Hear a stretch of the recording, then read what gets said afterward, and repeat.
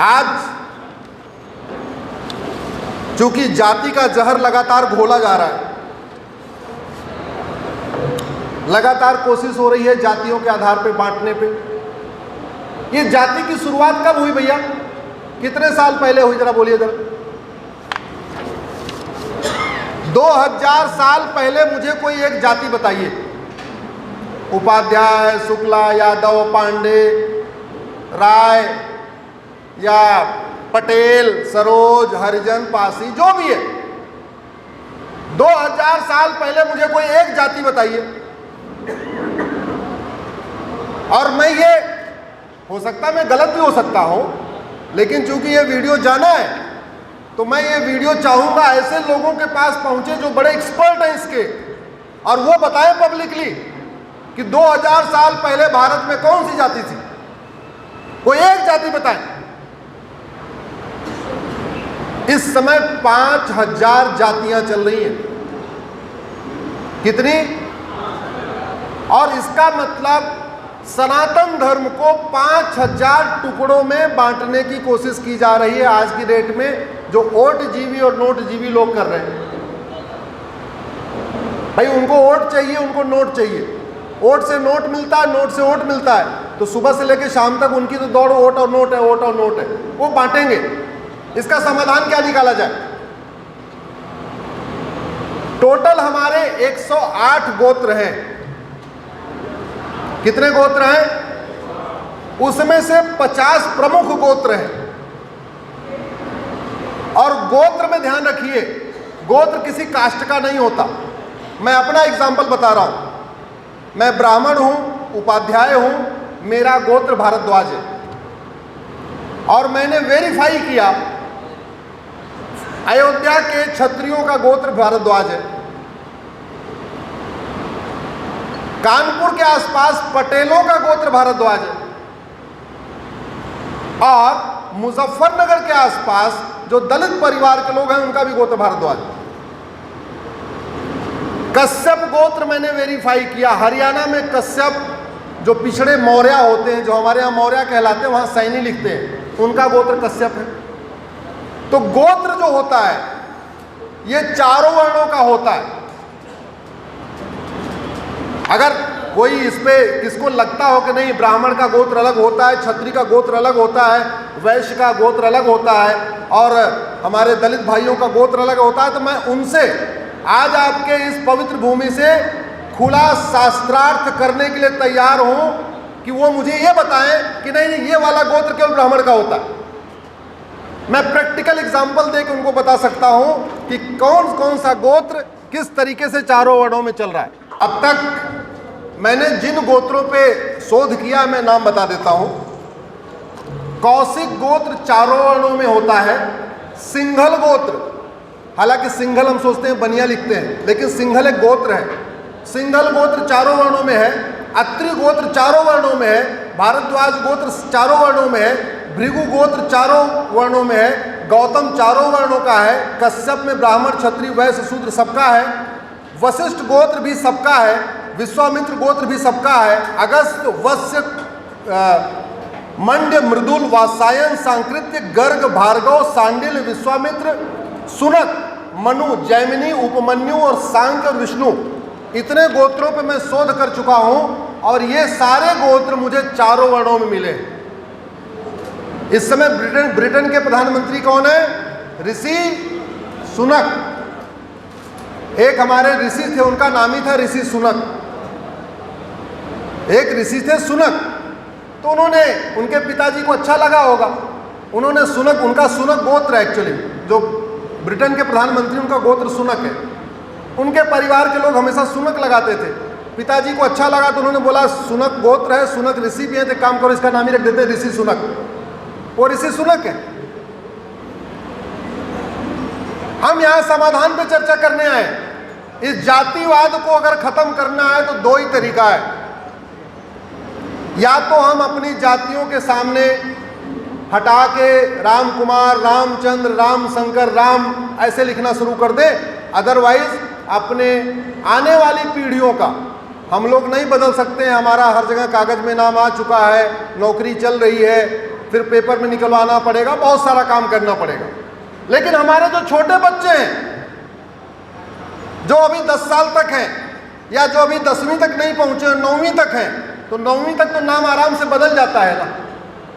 अगर हम चाहते हैं कि ये सनातन संस्कृति जुड़े, सनातन धर्म जुड़े, उत्तर से दक्षिण जुड़े, पूरब से पश्चिम जुड़े, उसको जोड़ने का एक ही तरीका है, हम जातियों के स्थान पे अपना गोत्र लगाना शुरू करें। भारद्वाज गोत्र पूरब से पश्चिम तक है, उत्तर से दक्षिण तक है। केरल में भी भारद्वाज गोत्र के लोग हैं और कश्मीर में भी। अगर एक बार हम लोग चाहते हैं कि जो हमें 5000 टुकड़े हो रखे हैं, इस 5000 को हम जोड़ना चाहते हैं जातियों के आधार पे, तो हमें, मुझे लगता है, अब गोत्र की तरफ बढ़ना पड़ेगा। और याद रखिए, 2000 साल पहले जब भारत में जातियां नहीं थी, तो केवल और केवल गोत्र ही लोग लगाते थे। या तो कुछ नहीं लगाते थे सरनेम, नहीं तो गोत्र लगाते थे। ये व्यवस्था बाद में आई, जो पांडे, शुक्ला, पटेल, यादव, बिंद, ये सब जो शुरू हो गया, ये पिछले 2000 साल या 2500 साल के आसपास का। अदरवाइज कर्ण कामों के आधार पे अपने बटे हुए थे। और हमारे पास अनगिनत एग्जाम्पल है जिसमें वैश्य परिवार में बच्चा पैदा हुआ, उसमें एक भाई ब्राह्मण कहलाया, एक भाई क्षत्रिय कहलाया। हमारे पास अनगिनत एग्जाम्पल है जहां ब्राह्मण परिवार में बच्चा पैदा हुआ, बाद में वो क्षत्रिय कहलाया। हमारे पास अनगिनत एग्जाम्पल है जहां पे लगातार बच्चा किसी और परिवार में पैदा हुआ और बड़े होके कुछ और कहलाया। उसके वर्ण लगातार काम के आधार पे बढ़ते गए। तो मेरा ये मानना है कि अगर इसको हम ठीक करना चाह रहे हैं तो हमें इस दिशा में आगे बढ़ना चाहिए। नहीं अगर बढ़ेंगे तो ओट जीवी और नोट जीवी, ध्यान रखिए, ओट जीवी और ये हमें जुड़ने नहीं देंगे, तोड़ के रखेंगे। ये लगातार तोड़ रहे हैं और तोड़ने का एक ही कारण है, क्योंकि बाकी सब चीजें, ये समाजवाद, अंबेडकरवाद, गांधीवाद, लोहियावाद, ये जितने वाद हैं, इनफैक्ट ये सब जुमले हैं। ये सब क्या है? असली लक्ष्य है वोट, और असली लक्ष्य क्या है? वोट। और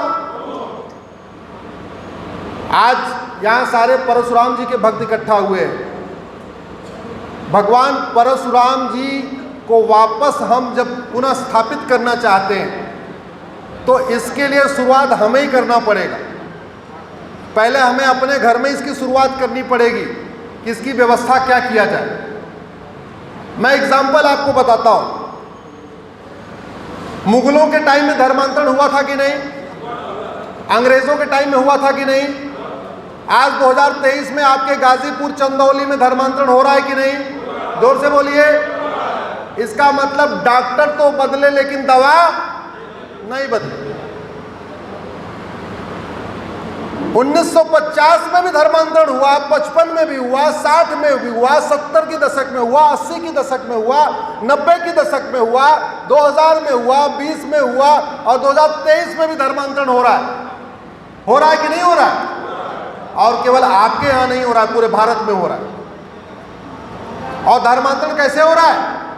काला जादू दिखा के, अंधविश्वास फैला के, लालच दे के, धोखा दे के, कई बार कलावा पहन के, कई बार नाम छिपा के, कई बार पहचान छिपा के, कई बार अपने डॉक्यूमेंट बदल के, और कई बार तो कैंसर जैसी बीमारियों का इलाज करने के नाम पे। पूरी दुनिया में धर्मांतरण के खिलाफ बड़े कठोर कानून बने हुए। ये कोरिया में धर्मांतरण क्यों नहीं होता? ये सिंगापुर में धर्मांतरण क्यों नहीं होता? जापान में धर्मांतरण क्यों नहीं होता? जर्मनी में धर्मांतरण क्यों नहीं होता? भारत में क्यों होता है? अगर बीमारी ठीक नहीं हो रही है, इसका मतलब या तो डॉक्टर गड़बड़ है, या तो, जोर से बोलिए, या तो डॉक्टर गड़बड़ है, या तो, अगर मुगलों के टाइम में भी धर्मांतरण हुआ, अंग्रेजों के टाइम में भी धर्मांतरण हुआ, कांग्रेस के राज में भी धर्मांतरण हुआ, बीजेपी के राज में भी धर्मांतरण हो रहा है, तो डॉक्टर तो बदल रहे हैं लगातार, लेकिन क्या नहीं बदल रही है? दवा। और ध्यान रखिए, बीमारी डॉक्टर ठीक नहीं करता, यह हम लोगों को बहुत बड़ी गलतफहमी है। बीमारी डॉक्टर ठीक नहीं करता, डॉक्टर आपके शरीर में नहीं जाता, शरीर में क्या जाती है? दवा। तो पिछले 75 साल से हम डॉक्टर तो बदल रहे, लेकिन दवा नहीं बदली। और डॉक्टर बदले, दवा नहीं बदली, इसीलिए न घूसखोरी कम हुई, न जमाखोरी कम हुई, न मिलावटखोरी कम हुई, न कालाबाजारी कम हुई, न नशा तस्करी कम हुई, न मानव तस्करी कम हुई, न सोना तस्करी कम हुई, न चंदन तस्करी कम हुई, न जातिवाद खत्म हुआ, न भाषावाद खत्म हुआ, न क्षेत्रवाद खत्म हुआ, न अलगाववाद खत्म हुआ, न माओवाद खत्म हुआ, न नक्सलवाद खत्म हुआ, न कट्टरवाद खत्म हुआ, न रोहिंग्या घुसपैठ खत्म हुई, न बांग्लादेशी घुसपैठ खत्म हुई, न धर्मांतरण खत्म हुआ, न जिहाद खत्म हुआ, न मजहबी उन्माद खत्म हुआ, न अवैध निर्माण रुक गया क्या? जोर से बोलिए जरा। क्यों? क्योंकि डॉक्टर तो बदले, हॉस्पिटल भी बदली, डॉक्टर भी बदले, लेकिन दवा। हॉस्पिटल का मतलब पॉलिटिकल पार्टी, हॉस्पिटल का मतलब पॉलिटिकल, डॉक्टर का मतलब सांसद विधायक। तो हॉस्पिटल भी बदल लिए, डॉक्टर भी बदल गए, लेकिन दवा नहीं बदली, इसलिए बीमारी ज्यों की। अब मैं आप लोगों से आग्रह करता हूं, यहाँ ज़्यादातर विप्र समाज के लोग हैं, ज़्यादातर मुझे लगता है ब्राह्मण परिवार के लोग आए हुए हैं। भारत में जब जब आपदा आई है, भारत के सामने जितनी चुनौतियां आई हैं, सबसे पहले आगे आके अपना जिसने विरोध दर्ज किया है, वो हमेशा ब्राह्मण समुदाय ने किया। 1857 में क्रांति किसने किया? किसने किया था? मंगल पांडे ने। और 1857 की मंगल पांडे की क्रांति को मात्र 15 दिन के अंदर मेरठ से लाहौर, मेरठ से कन्याकुमारी, मेरठ से गुवाहाटी और मेरठ से आपके द्वारका किसने पहुंचाया था? मठ मंदिरों ने। उस जमाने में WhatsApp, Facebook, Telegram, mobile, social media नहीं होती थी, लेकिन मंगल पांडे नाम के एक जवान ने विद्रोह कर दिया है मेरठ में। इस बात को 15 दिन के अंदर स्पीड से, सुपर स्पीड से हमारे मठ मंदिरों ने, हमारे पुरोहितों ने, हमारे ब्राह्मण के समाज के लोगों ने पूरे उस अखंड भारत में, यानी लाहौर, ढाका, कन्याकुमारी, गुवाहाटी, द्वारका, हर जगह पहुंचा दिया। आपको ये जिम्मेदारी फिर उठानी पड़ेगी। समस्या फिर से वही आ गई है, न माओवाद खत्म हुआ है, न नक्सलवाद खत्म हुआ है, न धर्मांतरण खत्म हुआ है, न जिहाद खत्म हुआ है, न मजहबी उन्माद खत्म हुआ है, न कट्टरवाद खत्म हुआ है। इसलिए आप ये मत सोचिए कि आप तो बहुत संख्या में छोटे हैं, आप अल्पसंख्यक हैं, ऐसा कुछ नहीं है। वास्तव में हर बड़े काम की लीड कोई 1, 2, 3, 4, 5 लोग करते हैं, बाकी लोग पीछे पीछे चलते रहते। इसलिए चूंकि ये कार्यक्रम ब्राह्मण समाज का है, सामने बैठे अधिकांश लोग, सब लोग ब्राह्मण परिवार के हैं। कोई भारद्वाज जी के परिवार का है, कोई सांकृत जी के परिवार का है, कोई अलग अलग सबके लोग हैं। आप उठिए, कुछ समय के लिए अपने सारे चीज़ों को छोड़िए और जो समस्या है इसके खिलाफ आवाज़ उठाइए। आवाज़ उठाने का तरीका क्या है? लोकतंत्र है, गोली तो मार नहीं सकते, किसी को गला तो पकड़ नहीं सकते, तो क्या कर सकते हैं? कितने लोग फेसबुक यूज़ करते? जरा हाथ उठाइए। तो फेसबुक, अब फेसबुक पे बिना कोई संकोच किए आप 5000 दोस्त बनाइए। 5000 बना सकते हैं कि नहीं बना सकते? कोई कंजूसी मत करिए कि ये हमारे तिवारी, शुक्ला, पांडे में दोस्त बनाना, सबको फ्रेंड बनाइए अपना। अगर आपको फेसबुक के मार्क जुगरबर्ग ने 5000 दोस्त बनाने की छूट दिया है, तो उसमें कोई कंजूसी मत करिए। कश्मीर वाले को भी दोस्त बनाइए, बंगाल वाले को भी बनाइए, क्योंकि जब सही बात जितना ज़्यादा लोगों तक पहुंचेगी उतना ज़्यादा बदलाव आएगा। दूसरा, जब 5000 दोस्त बन गए, जब आपको कोई समस्या दिखाई पड़े, कोई भी समस्या, तो आप उसकी जड़ में जाइए।